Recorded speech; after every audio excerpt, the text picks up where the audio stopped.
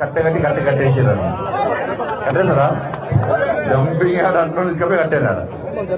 ఎందుకనంటే నేను ఇప్పుడే వస్తున్నా, ఇప్పుడు నర్సంపేట పోయినా పొద్దున్న 11 గంటల నుంచి ఎర్రటి ఎండలో ఇప్పటిదాకా ఉండి ఇప్పుడు డైరెక్ట్ మన హుజాద్ వస్తున్నా. కొట్లాటలు మనకు తక్కువ కొట్టానా ఇవాళ నర్సంపేట సినిమా బట్టి ఆర్టీసీ కార్మికులకు ఎట్లా భరోసా ఇచ్చినామంటే ఇవాళ ఎట్లా కొట్లాడాలి ఎండల పొట్టు లొల్లి చుక్కలు చూపట్టిన ప్రభుత్వానికి. రేవంత్ రెడ్డికి చుక్కలు చూపడతారు. రేవంత్ రెడ్డి 10 సార్లు ఆలోచించారు. ఫోన్ చేయించి నాకు ఇల్లే లాస్ట్ వాళ్ళ కుటుంబ సభ్యులు చెప్తూనే అయినా. కానీ మనం ఒక్కసారి భారతీయ జనతా పార్టీ అంటేనే పులి అన కదా, ఒకసారి పంజాబ్ ముందుకు వేసిందంటే మళ్ళీ వెనక పోయే ప్రసక్తే లేదు. ఈ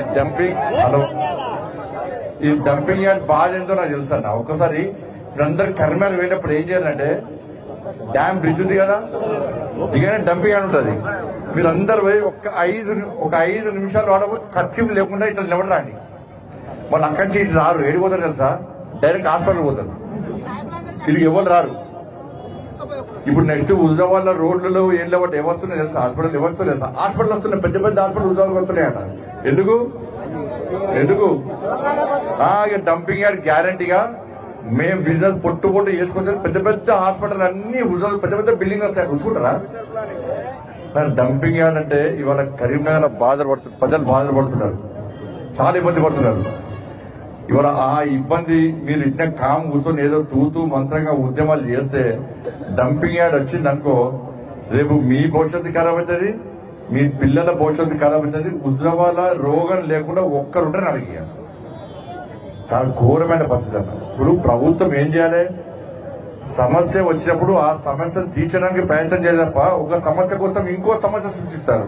ఎవడన్నా డంపింగ్ యార్డ్ తెలివినోడు హుజరాబాద్ మున్సిపల్ కలిసి పెడతారా ఎవడైనా, ఎవరైనా పెడతారా మున్సిపాలిటీ కలిసి డంపింగ్ యార్డ్ ఏడ పెట్టాలి? ఉరోధులు ఎక్కడన్నా అందరినీ మెప్పించి ఎవరికి ఇబ్బంది కాకుండా తీసుకుపోయి డంపింగ్ యార్డ్ గాలి పెడతారు. ఈడ హుజరాబాద్ పోయినా డంపింగ్ యార్డ్ చూసినాను, పోయి ఆడ పరిశీలించిన. మనమేమో రోడ్ నేషనల్ హైవే పేరుతో అభివృద్ధి చేస్తున్నాం, కాంగ్రెస్ ఏమో నేషనల్ హైవే మనం చేస్తున్నారు, నేషనల్ హైవే పక్కన డంపింగ్ యార్డ్ చేస్తున్నారు. ఇక నేషనల్ హైవే పక్కన డంపింగ్ యార్డ్ చేస్తే ఉంటుందా? దేనికోసం వేస్తాం నేషనల్ హైవే? మనం ప్రజల కోసం వేస్తాం. దాని పక్కకే ఇలా డంపింగ్ యార్డ్ పెడితే ఎంత ఇబ్బంది వస్తుందో ఒక్కసారి ఆలోచించండి. కాదు గుమ్లాపూర్ లో మీటింగ్ అప్పుడు ఎన్నికలప్పుడు మన ముఖ్యమంత్రి వచ్చి రేవంత్ రెడ్డి గారు వచ్చి హుజరాబాద్ లో డంపింగ్ యార్డ్ పెడుతున్నా వరంగల్ కరీంనగర్ ఉమ్మడి జిల్లాల కంటే ఫస్ట్ స్టేట్మెంట్ ఇచ్చి ఖండించింది నేనే. ఫస్ట్ స్టేట్మెంట్ నేను ఇచ్చిన. బిడ్డ నువ్వు హుజరాబాద్ డంపింగ్ యార్డ్ పెట్టి సంగతి చెప్తాను ఫస్ట్ మాట్లాడింది నేను. ఎవ్వరు ఏ నాయకుడు మాట్లాడలే, ఏ పార్టీ వాళ్ళు మాట్లాడలే, ఫస్ట్ స్టేట్మెంట్ ఇచ్చింది నేనే. ఆ రోజు ఇచ్చిన, మళ్ళా మొన్నొచ్చి డంపింగ్ యార్డ్ సందర్శించిన. దాని తర్వాత జిల్లా పార్టీ మీటింగ్ పెట్టినప్పుడు జిల్లా పార్టీ కృష్ణారెడ్డి గారు కూడా మనం మాట్లాడుకున్నాం. ఎట్టి బస్సులో హుజరాబాద్ లో భారతీయ జనతా పార్టీ కార్యకర్తలు కామ్గా ఉండదు, ఇళ్లలో కూర్చోవద్దు, కేవలము టెంట్లేసి దీక్షలు చేయాలి. టెంట్లేసి దీక్షలు చేస్తారు.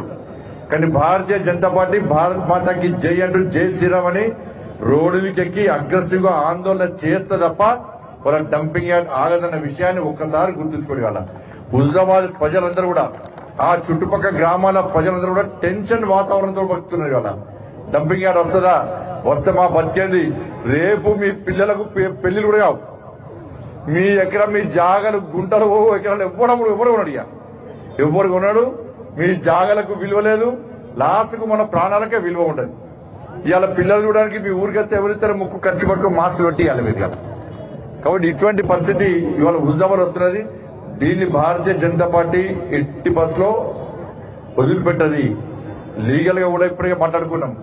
మా లీగల్ టీమ్ తో ఇలా మార్నింగ్ గా మాట్లాడాం. నేను కృష్ణారెడ్డి గారు మా హైకోర్టు లీగల్ టీమ్ తో మాట్లాడినాం.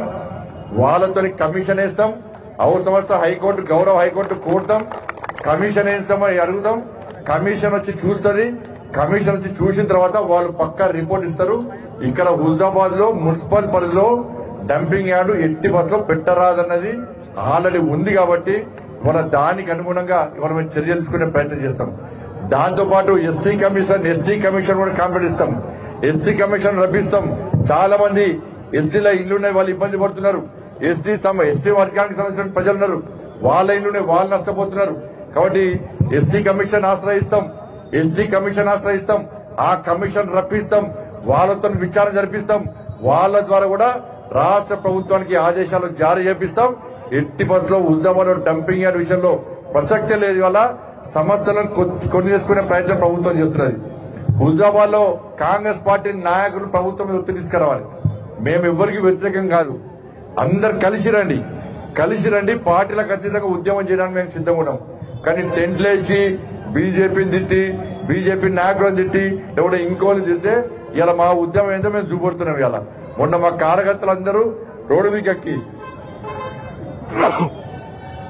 అరెస్ట్ అయినరు, ఉద్యమం చేసిర్రు, దెబ్బతిన్నారు. మేము అవసరం వస్తే జైలు కూడా కూడా సిద్ధం. మాకు జైలులే కొత్త కాదు, లాఠీ దెబ్బలే కొత్త కాదు. ఒక్కొక్క కార్యకర్త మీద 20, 30 కేసులున్నాయి. ఈ డంపింగ్ యార్డ్ కోసం మా వాళ్ళు జైలు పోతారు, లాఠీ దెబ్బలు తింటారు.